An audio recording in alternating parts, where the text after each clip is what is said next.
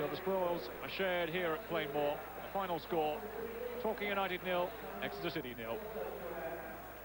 I didn't think there was as much quality as perhaps I expected, certainly from us. The final ball probably wasn't good enough at times. We had quite a lot of possession. Certainly Exeter came out in the second half and gave us a game. And it was just disappointing that there wasn't a goal. It probably needed a goal to lift it even more. We did get the ball in the back of the net, and hopefully from your cameras and pictures we'll be able to tell whether it was a foul or not. But I was pleased that certainly we didn't lose. I thought the fans were fairly happy. Both sets will be happy with a draw. A win would have been nice for us, but it wasn't to be. I really enjoyed the second half performance. It seems funny to say that because you sit there. Up at Mansfield. Field Mill's never an easy place for away teams to get a good result, but Torquay gave themselves the perfect chance to knock Mansfield out of their promotion stride when Dwayne Darby struck an excellent opener in the 18th minute. He reacted smartly as the ball was flicked on and produced a superb finish. Goals are never in short supply when Mansfield are on the charge, and the division's top scorers made it all square again after 33 minutes. A great run and cross from Simon Ireland, and Ife Onura's brave near-post header gave Ashley Bayes no chance. The Stags look to have kept alive their remote hopes of automatic promotion with a near-carbon copy of Torquay's first-half stunner. 48 minutes gone and bang, Steve Wilkinson buries the ball past Bayes. But the Gulls didn't buckle and got what their commitment deserved 13 minutes from time with an equaliser from Lee Barrow. Scott Stamps delivered the corner with pinpoint accuracy, and Barrow was unmarked as he rose to head home. Don, you must be delighted with the way your side are playing at the moment. Yeah, since the Hereford game, when things were at a very low ebb, we were atrocious that day, to be fair. I've changed things around a little bit. We've not lost since then, and coincidentally I've not played since then. But no, seriously, we've worked very hard in the last few weeks, working on different aspects of the game, and the boys have responded magnificently. You almost seem to have played better when the pressure's off, that you're not going for that promotion spot. Yeah, to a certain degree people will say that, but I say that at that stage, you know, there wasn't anything to play for, and the easy option would have been for people just to say, well, right, get the deck chairs out, let's relax now, the season, you know, the end of the season's come early.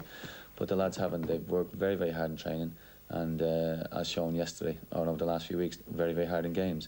And we've achieved results that previously we probably thought we wouldn't have got. Let's have a look at that Dwayne Darby goal to get things off and running yesterday for you. Excellent goal. Ashley's rolled it out and pinged a great ball down.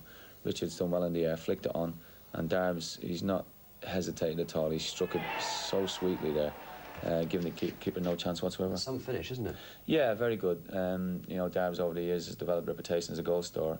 He hasn't got as many perhaps as we would have liked this year, but that's got to be a goal of the season contender there, I would say.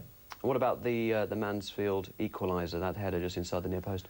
Yeah, it's when you look back at it, we should have cleared it earlier in this move, but the lads got down the wing, put a great cross in, and Onura's got there ahead of Darren, put in a lovely header. From their point of view, a good goal, but we felt that we should have stopped it earlier in the move. So a draw yesterday, but I bet the best result of the season for you was the week before, wasn't it? That revenge mission up at Preston. Yeah, I mean, it was. Having now played Preston 4 times in the last year, we've beaten them 3 times, and unfortunately the one in question was the time when they beat us in the semi-final, which prevented us from going to Wembley. So yeah, this season we've waited a long time for that return trip, and the lads were all hyped up for the game last week, and I think if Preston had 15 men on last week, which still would have beaten them. We really enjoyed the day. It was a great day. Now, what about the season as a whole? Because you started well, you're finishing well, but what's happened in between? We started off like a house on fire. We were top of the table. The day we played Fulham at home, beat them 2-1, and I got injured, unfortunately, that day. And I feel at that time I was playing well, the team was playing well, and I went out of the team for about, I think it was 12 weeks or so. We didn't win any of the next 10 games, and that was a bit of a blow, I'm sure. But we picked up around Christmas again and put ourselves in a chance to the playoffs, and then we blew it. Our away form this year has been terrible, really. And that was the strength of our little run last year, was every time we went away we usually got something, whether a draw or a win. Can you put your finger on why that is? Well, again, the inconsistency is something which everybody would love to know the answer to. But as I say, we've looked at analyse things over the last few weeks. We've worked more on the defensive side of things recently, and that's improved. And as I say, I've learned a lot from this year. and I'm taking a lot on board. I've learned more this year than last year, because last year just went along like a dream, really. But you do learn more in adversity, as they say.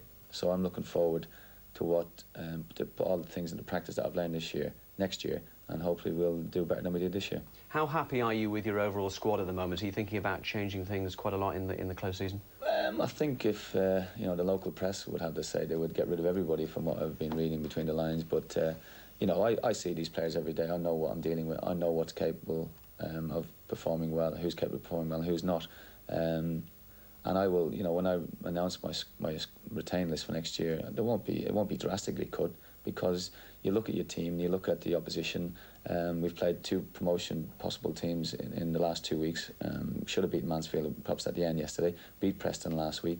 Now, if I can get that organised consistency again every week next year, we'll do well. So I won't be cutting it dramatically, no. Well, we wish you well for next season. Obviously, before you go today... Style are expected to make an announcement tomorrow about which players will be offered new contracts. Well, Brown for a special testimonial match to mark his 30 years in the game. It's a long time since Plainmoor's played host to 2 such illustrious teams, even if some of the players were a little harder to recognise than in their heyday. But it wasn't long before they were rolling back the years, as Stuart Pearson, once at Manchester United, set up David Johnson for a goal he'd have been proud of even in his Liverpool days. It may be just a little shinier on the top, but the unmistakable head of Frank Worthington was soon adding a second goal for the Whites. And after Johnson had made it 3-0, Worthington did his best to show that the golden oldies hadn't lost their golden touch. Luther Blissett put the red team back in the game with 2 goals, the second following some neat footwork from current England star John Barnes. Not everything went according to plan. Phil Neal discovered that these days the brain can work just a little faster than the feet. But his uncharacteristic tumble was soon forgotten, as Graham Rix made it 3-3 with the best goal of the night. Half-time brought a cameo appearance from a man who steals the show almost as often as he takes packets of crisps.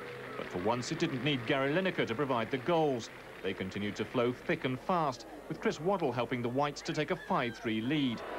But if confirmation were needed that this was to be one of football's memorable nights, it came when Trevor Brooking scored with a header. The match almost produced a fairy tale finish as John Barnes stormed through for the winner, quite forgetting that the evening's beneficiary had sneaked onto the pitch beside him. If only Barnes had passed. Where have I heard that before? But overall, it was an unforgettable night, with the Stars only too happy to help.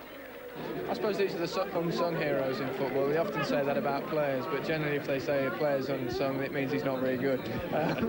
But with people behind the scenes, people that look after the players as regards treatment of injuries, like Norman, they're the people that perhaps deserve these sort of nights more than perhaps some players do. But with typical modesty, the man himself could hardly believe it had all been done for him. It's difficult to explain the fact that